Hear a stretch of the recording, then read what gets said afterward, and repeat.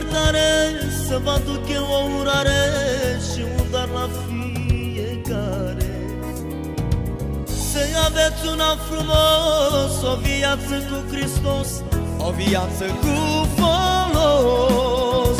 Un an de fericire, un an plin de iubire. Dumnezeu să vă dea la toată familia prin Iisus Hristos Mesia. Dumnezeu să vă dea la toată familia prin Iisus Hristos Mesia. Un an plin de iubire, un an cu fericire. Dumnezeu să vă dea la toată familia prin Iisus Hristos Mesia. Dumnezeu să vă dea la toată familia prin Iisus Hristos Mesia.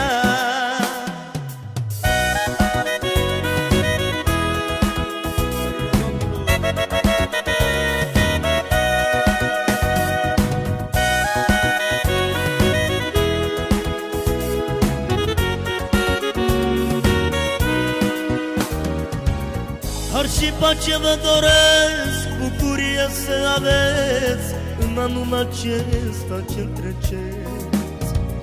Să aveți un an frumos, o viață cu Hristos, o viață cu folos. Un an plin de iubire, un an cu fericire.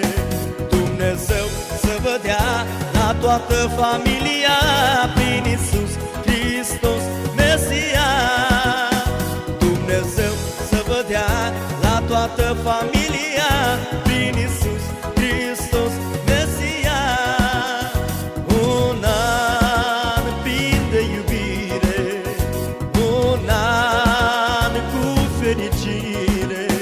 Dumnezeu să vă dea la toată familia prin Iisus Hristos Mesia. Dumnezeu să vă dea la toată familia prin Iisus Hristos Mesia. Un an plin de iubire, un an cu fericire. Dumnezeu să vă dea la toată familia prin Iisus Hristos Mesia. Dumnezeu să vă dea la toată familia prin Iisus Hristos Mesia.